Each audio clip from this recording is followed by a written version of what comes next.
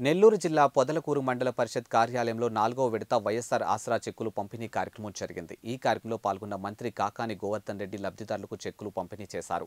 అనంతరం ఆయన మాట్లాడుతూ సమావేశానికి వచ్చినటువంటి మహిళలను చూస్తుంటే రాబోయే రోజుల్లో జగన్మోహన్ రెడ్డి విజయం ఖాయమని తెలుస్తుందని అన్నారు. ఇచ్చిన ప్రతి హామీలు నిలబెట్టుకోవాలని వ్యక్తి ఎవరైనా ఉన్నారంటే అది ఒక్క ముఖ్యమంత్రి జగన్మోహన్ రెడ్డి అని పేర్కొన్నారు. సీఎం జగన్కు ప్రజలే ఆయనకు సపోర్ట్ క్యాంపెయినర్లుగా తెలిపారు. జగన్మోహన్ రెడ్డికి వ్యతిరేకంగా చంద్రబాబు, పవన్ కళ్యాణ్తో పాటు షర్మిల కూడా చేరిందని విమర్శించారు. అదేవిధంగా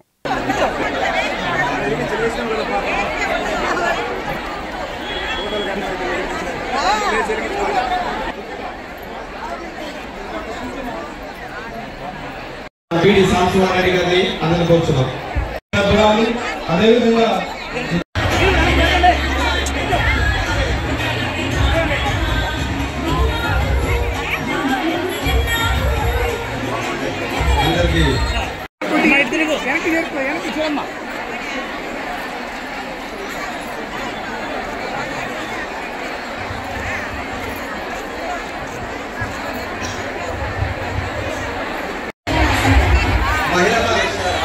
మహిళా తల్లులందరికీ మనవి, అందరికీ మంచిగా భోజనాలు ఏర్పాటు చేస్తున్నారు.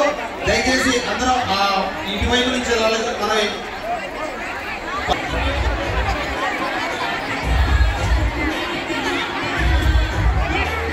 సాధించబోతుంది అని చెప్పి అర్థమైపోయింది. ఎందుకు ఈ మాట చెప్పానంటే, నేను మంత్రిగా ఉన్నా, ఈ రాష్ట్రం మొత్తం తిరుగుతున్నా. రాష్ట్రం మొత్తం తిరిగిన తర్వాత నాకు వచ్చినటువంటి ఆలోచన, నాకు కలిగినటువంటి అవగాహన మీ అందరి ముందు చెప్తున్నా. ఇది అతిశయోక్తి కాదు. సూర్యుడు తూర్పున ఉదయిస్తాడు, పడమట అస్తమిస్తాడు అనేటువంటిది ఎంత వాస్తవమో రేపు 2024లో జరిగేటువంటి ఎన్నికల్లో తిరిగి వైఎస్ఆర్ కాంగ్రెస్ పార్టీ రాష్ట్రంలో అధికారంలోకి రావడం, జగన్మోహన్ రెడ్డి గారు ముఖ్యమంత్రి కావడం ఖాయం అని చెప్పి సందర్భంగా మీ అందరికీ మనవి చేస్తూ ఈ రోజు మిమ్మల్ని అందరినీ కోరుకునేది అనేక సందర్భాల్లో చెప్పాను. మీరందరూ ఆదరించి ఆశీర్వదించే అవకాశం ఇస్తే ఈ నియోజకవర్గానికి కాకాని గోవర్ధన్ రెడ్డి శాసనసభ్యుడు అనుకునేటువంటి విధంగా కాకుండా మాలో ఒక వ్యక్తి, మా కుటుంబ సభ్యుడు, మా తోబుట్టువు, మా బిడ్డ సర్వేపల్లి నియోజకవర్గానికి శాసనసభ్యుడు, ఈ రాష్ట్రానికి వ్యవసాయ శాఖ మంత్రి అని ఈ నియోజకవర్గంలో ప్రతి కుటుంబం గర్వంగా చెప్పుకునేటువంటి విధంగా మీ ఇంటి బిడ్డలను వ్యవహరిస్తామని చెప్పి ఈ సందర్భంగా మీ అందరికీ మరొకసారి సవినయంగా మనవి చేసుకుంటూ వైఎస్ఆర్ కాంగ్రెస్ పార్టీని ఆదరించి జగన్మోహన్ రెడ్డి గారిని ఆశీర్వదించి మీ సంపూర్ణమైనటువంటి ఆశీస్సులు నాకు అందించి 2 సార్లు శాసనసభ్యుడిగా ఈ రోజు మంత్రిగా మీ ముందు నిలబడి మీకు అవసరమైనటువంటి అభివృద్ధి, సంక్షేమ, సేవా కార్యక్రమాల్లో భాగస్వామ్యమైనటువంటి భాగ్యాన్ని ప్రసాదించినటువంటి మీ అందరికీ, ప్రతి ఒక్కరికి పేరు పేరున చేతులు జోడించి హృదయపూర్వకమైనటువంటి ధన్యవాదాలు తెలియజేసుకుంటూ మీ అందరి దగ్గర సెలవు తీసుకుంటున్నాను. జై హింద్, జై జగన్.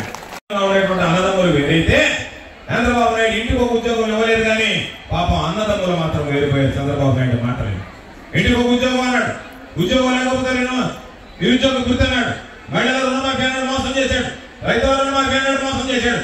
చంద్రబాబు నాయుడు ఈరోజు అంటున్నాడు, చంద్రబాబు నాయుడు కొడుకు ఆయన్ని ఈ రాష్ట్రానికి ముఖ్యమంత్రి చేయాలని కలలు కంటున్నాడు చంద్రబాబు. ఆ పిల్లవాడు ఈ మధ్య మాట్లాడాడు, ఎక్కడ 3 పిల్లలుగా ఉంటే మీకు నెలకి 15,000 రూపాయలు చొప్పున ఒక్కొక్కరికి 90,000 రూపాయలు ఇస్తాను అన్నాడు ఆ పిల్లవాడు. నెలకి 15,000 లెక్కన 3 బిడ్డలకి ఒక చేస్తే 45,000 ఇవ్వాలి. 3 15 90 అనేటువంటి విషయం ఊరికి తెలియదు. ఆయన కొత్త గణితాన్ని కలుపుకున్నాడు. దానికి కారణం ఏమిటంటే ఏది చెప్పినా కూడా గాలి మాటలే కదా, ఓట్లు వేయడానికి ఎంతో కొంత చేస్తాం, ఎట్టా ఇచ్చేది లేదు కదా అనేటువంటి తప్ప ఈ రాష్ట్రానికి ముఖ్యమంత్రి కావాలనేటువంటి వాడు ఇటువంటి సమావేశాలకు వచ్చినప్పుడు మైక్ పట్టుకొని 3 పిల్లలుంటే ఒక్కొక్కరికి నెలకు 15,000 ఎక్కడ 90,000 ఇస్తామంటే ఎవడో ఒకటి నమ్మకపోతాడా నాయకుడు, నాకు ఓటు వేయకపోతాడు అనేటువంటి దుర్మార్గమైనటువంటి ఆలోచన తప్ప ఇవ్వాలనేటువంటి ఆలోచన ఎక్కడైనా దాగి ఉండాలనేటువంటిది ఒక్కసారి మనందరం ఆలోచన చేస్తే చంద్రబాబు నాయుడు ఎన్ని రకాలైనటువంటి హామీలు ఇచ్చాడు, ఏ విధంగా మోసం చేశాడు, ఈరోజు జగన్మోహన్ రెడ్డి గారు ఎన్ని హామీలు ఇచ్చాడు, ఏ విధంగా హామీలు నిలబెట్టుకున్నాడని చూస్తే ఒకవేళ కళ్ళు కట్టినటువంటి తెలుగుదేశం వాడు నేను తెలుగుదేశం పార్టీకే వెయ్యాలని లోపలకు పోయినా, ఏడును బలవంతంగా సైకిల్ వైపు తిప్పినా ఆ ఏడు నేను మొరాయిస్తా, నేను సైకిల్ బట్టలు నొక్కను, నేను ఫ్యాన్కే నొక్కుతానని చెప్పి ఫ్యాన్ బట్టలు నొక్కడానికే సిద్ధపడతాను తప్ప సైకిల్ పార్టీ కానీ చంద్రబాబు కానీ ఓటు వేసేటువంటి ప్రసక్తి రాదు అనేటువంటిది సందర్భంగా మీ అందరికీ మనం చేస్తున్నాను.